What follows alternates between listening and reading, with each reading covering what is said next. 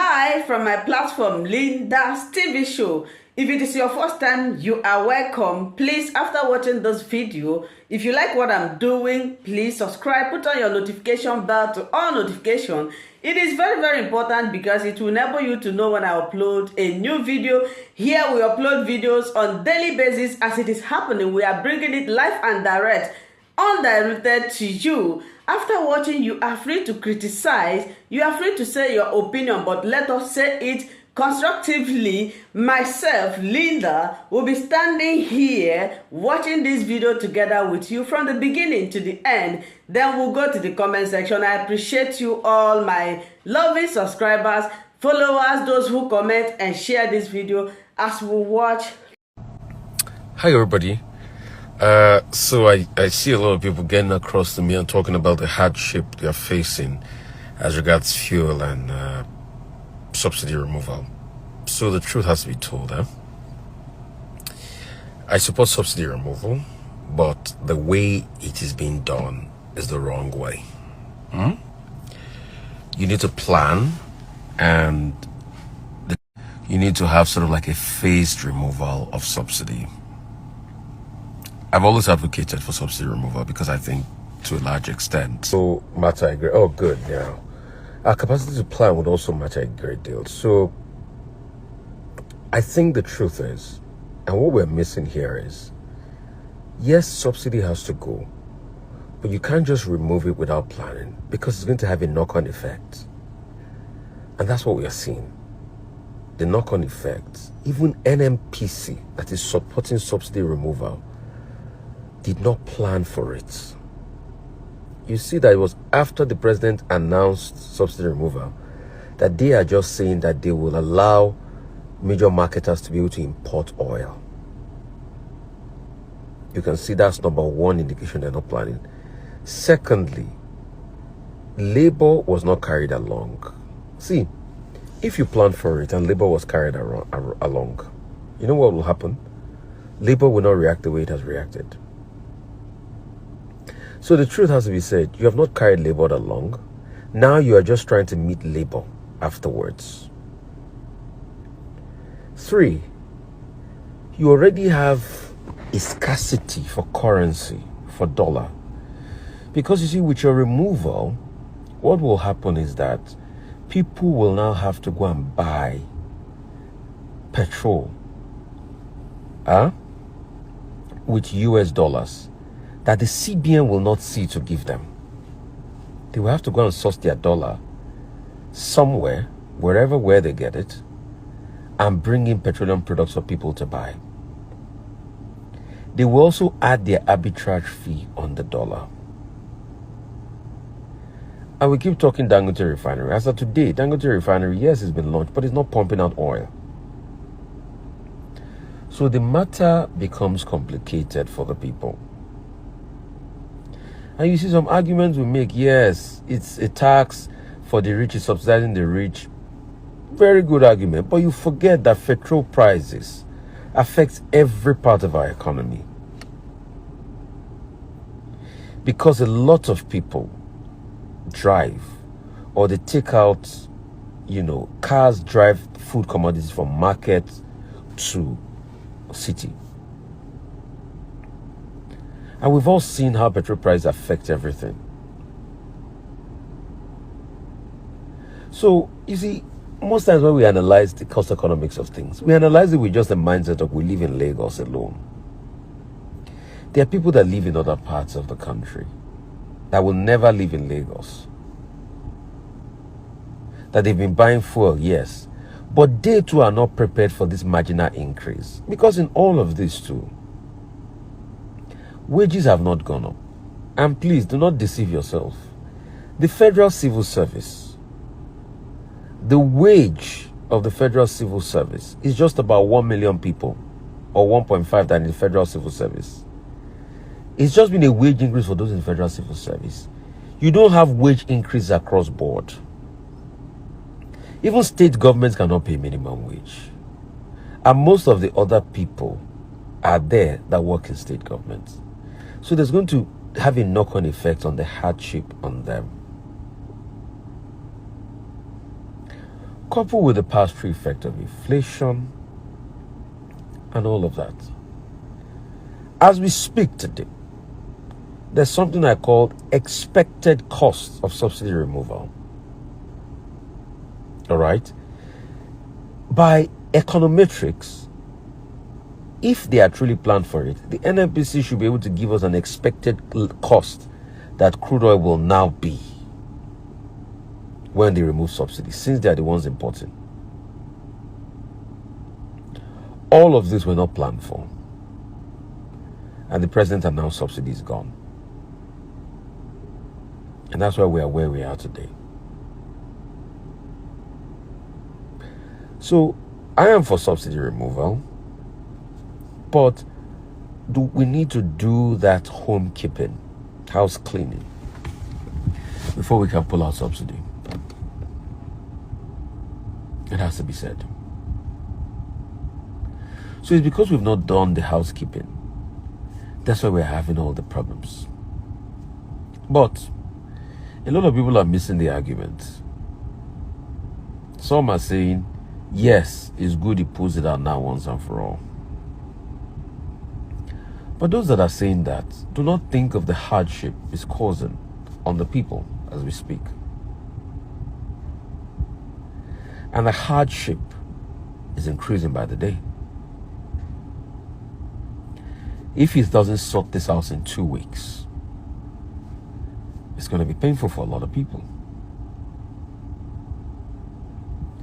Secondly, the argument Labour is making is this: that you promise to fix refineries before you talk about subsidy removal. If the hope that it must only be on Dangote refinery will depend on, then there will be problems. So at a time where Dangote refinery has to go through its own maintenance, where do we see oil, fuel from? I mean, we think machine will not rest. It will just be working. No country in the world depends on just one refinery. That's another one. And that's why the argument of Labour has always been, fix the refineries. And that's why the federal government started this turnaround maintenance they were doing on Port Harcourt refinery and other refineries. Till today, we've not heard the result of that. So, for those that are supporting him, yes, I support subsidy removal, but I'm saying you must plan. And the problem is we have not planned. That was the argument I was making today on television. The problem is we have not planned. You see, we should stop talking as a knee-jerk reaction. I'm a capitalist. I know what capitalism is all about. But I tell people, capitalism without a human face will fall apart. That's why even nations that are capitalist nations like America, they still have a human face like Obamacare. And I was making the argument today. And my colleague Rotus was saying that, yeah, even with Obamacare, it is taxing the rich that they used to pay for the Obamacare. Truth is, you think it's so easy to tax the rich in Nigeria? I challenge the president-elect himself. He's a multi-billionaire.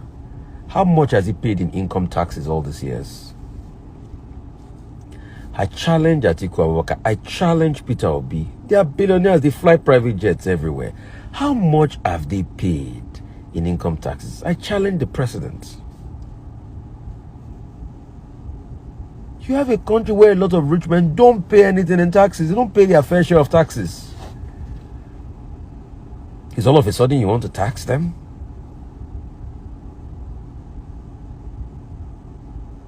Is all of a sudden you want to tax them? These same billionaires that don't... See, we hear billionaires too much in Nigeria. Do you know, I think a couple of years back when Kemi Adeosun brought out his stats, they said that, see, you don't have up to 500 people in Nigeria paying over 20 million naira in income taxes every year. So you see these people, these rich that are not known to taxation, that you want to tax overnight? If you are going to tax, you forget that all of these people revolve around the cycle. They are but one crony.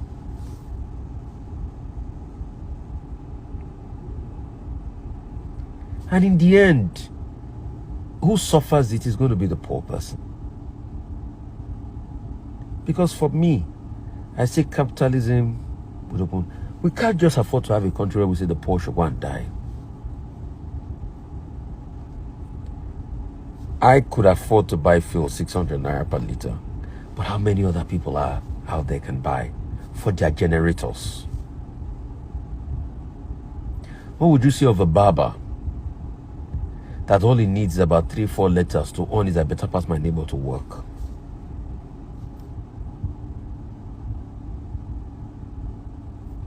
So that's why we should be introspective and think. And go back to plan. And you see, I don't know, the people that are arguing to support him, I don't know what they are saying. The president has already taken the advice we've given him. His representatives are already meeting with people as we speak, labor as we speak, and other stakeholders. Because you see, every of this policy, it is the poor people that are going to suffer it. And that's how much they pay in income tax. I challenge them. I challenge billionaires to bring out how much they pay in income tax. You think it's that easy? When people have tax savings, you think they will not take it? So we should be careful. You see, we should not make arguments because it's my political person that is in power. No. I have nothing against the president. I want him to do well. But when he goes astray, I will say it. Because we get this conversation mixed up. And the next thing we blame Buhari. Yes, we can blame Buhari all we want. But Buhari is no longer the president. And at a point, it will not be longer fashionable to blame Buhari. My solution is this. Go back to the drawing board and plan. Have a face removal. Probably give a 1 month or a 2 month deadline to remove it. In that time, set in place the palliatives you put for the people. I don't believe in spending $800 million on 5,000 naira for people. If you are building hospitals, if you are building mass transit, set it in place. Meet with all the stakeholders. Meet with labor and the likes. Get their buy-in. Reassess the state of the turnarounds maintenance in those refineries. And at least one of our refineries should start working. Even if it's Warri or Port Harcourt, one should start working.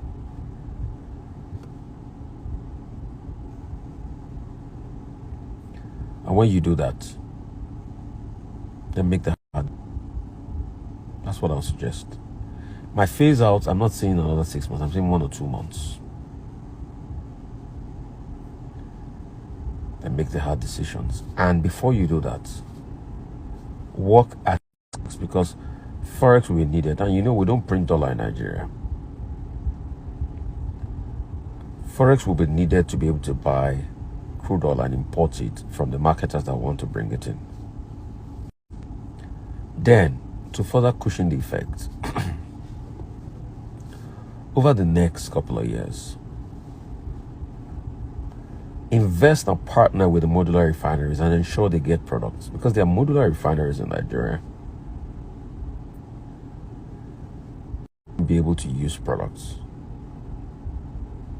to refine so that people can at least get. Most of modular refineries, they get diesel. I mean, they mostly channel diesel now, but let them be able to use all of this.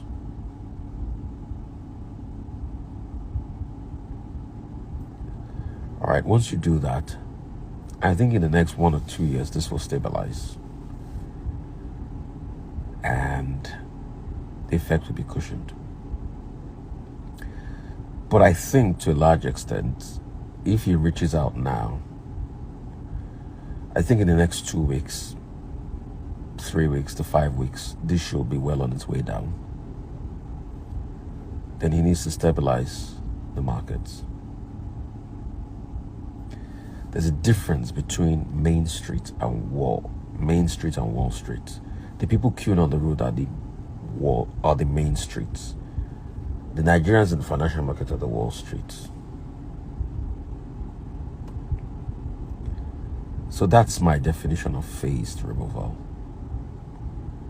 And if he starts on this, trust me, I'll be the one to support him. Because this is the plan they ought to have planned. That it's not on ground. That's why I keep talking. So for all those that shout and say all sorts about me, I don't just talk. I talk with logic. I talk with facts. But irrespective of what has happened, you're still going to see the effect on the economy. When inflation numbers come out, you'll see. You'll see still the currency, the distortions.